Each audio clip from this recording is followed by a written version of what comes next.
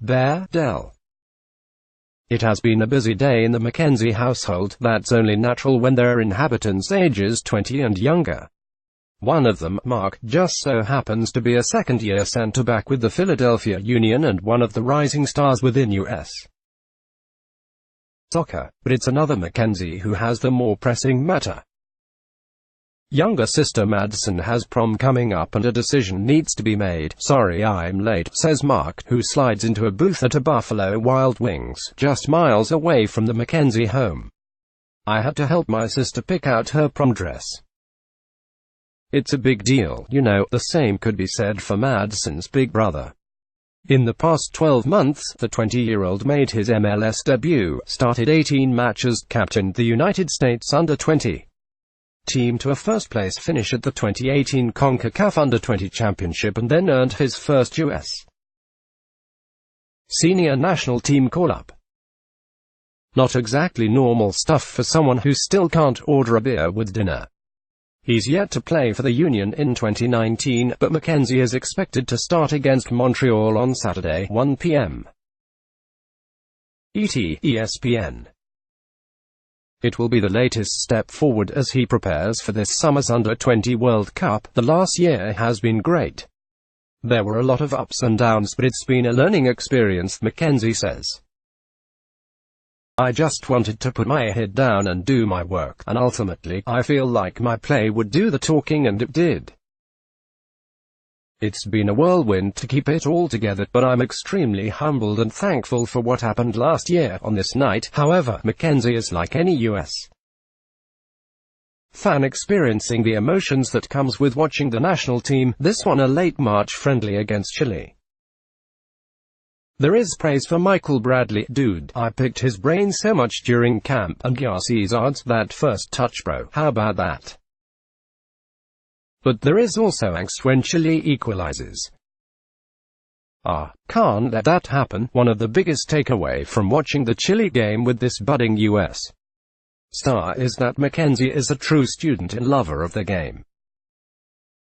He'll sit there and patiently wait for your reasons as to why Lionel Messi is better than Cristiano Ronaldo while munching on his sandwich, and then counter it with his own in support of the Portuguese superstar.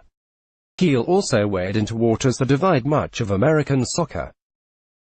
Promotion and relegation. We need it. We need that incentive so we don't get complacent. That night in Trinidad in October 2017.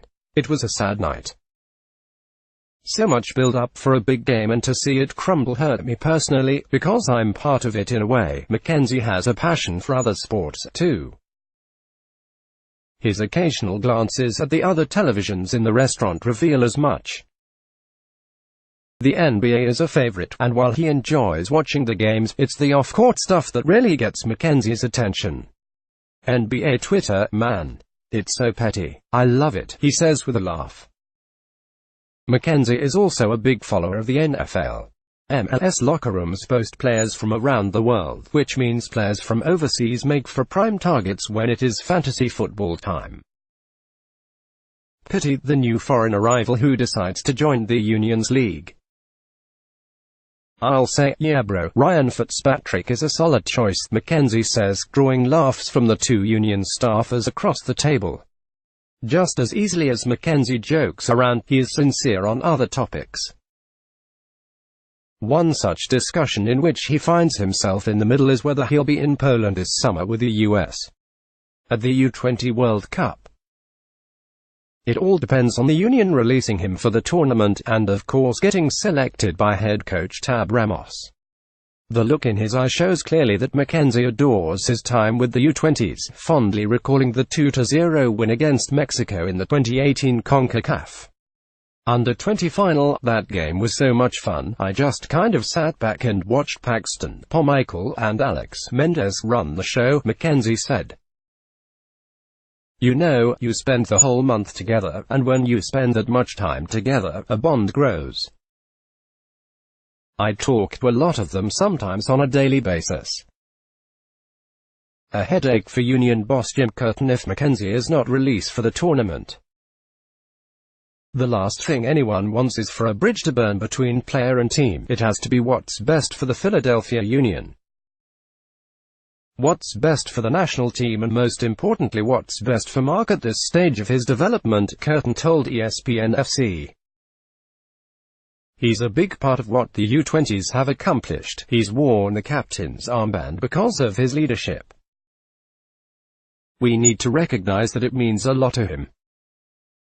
We'll see where we're at as a team health-wise, fitness-wise and where Mark is in the group. While not making the trip to Poland would be disappointing, McKenzie gives off an air that bigger things are headed his way. Driving that is his unquenchable thirst for knowledge. As the US-Chile match drifts into the second half and the food has been cleared away, the conversation turns to his life away from the field and non-sporting interests. The void of not being in college like many 20-year-olds is being filled by teaching himself French and German. There is also a casual mention that he is learning to play guitar and piano. It's all very impressive and it doesn't come off as boastful. If anything, it is spoken with a confidence that reinforces his desire to feed his brain, something that teammates notice daily. After training he'll come back and he'll be like, remember that situation? You want me to shift over a little bit? You want me to step? And we'll talk through it. Union midfielder Alejandro Bedoya told ESPN FC. He's always learning and that's what you want out of a young guy, always asking questions. At the dinner table, the conversation is briefly interrupted by Sister Madison, who just happened to swing by to say a quick hello. The dress Mark saw is a finalist for selection, and Madison's date has apparently been properly vetted by Big Brother. He is a defender, of course. Madison's cameo is a reminder of the strong bond that exists within the McKenzie family and has emboldened Mark to wield his influence as an emerging African-American player in MLS, serving as an ambassador for Future Soccer Stars, a local non-profit that brings soccer to inner-city kids. When McKenzie is with the kids, he is present in every way, spending time with them, talking or playing soccer. This commitment to community is nothing new, though. If anyone watched McKenzie take part in MLS Black History Month roundtable, they found someone who has long thought about what it means to be an African American in this sport. I'm proud to be black, McKenzie said. I think you see so much negativity, so much racism popping up here and there in this game, so if I can stand up and speak for a broader audience, and be a face for those who may not want to or have the courage to speak up, I want to inspire them to raise their voice. I don't want it to just be a conversation, I want there to be action.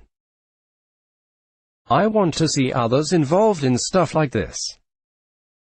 Off the field I feel like this is something that we need to be proactive about and that will grow on the field. As with any international friendly, the number of second-half substitutions has disrupted the flow of the game, and now less attention is being paid to the USA's fate. Free to head back home to rest up ahead of another day of training, McKenzie instead waits around to make sure that this author and first-time visitor to Delaware isn't standing by himself while waiting for his ride. It's a small but thoughtful gesture that encapsulates the positive vibe that McKenzie emits both as a player and a person. The next morning at Union training, Curtin smiles when the previous evening's activities are retold. That's down to how good of a person he is and how good his parents are, Curtin said. With Mark, the sky's the limit. I'm really proud of his accomplishments on and off the field. It's been fun to watch. Make no mistake, big things are headed McKenzie's way for club and country, and even bigger things in life.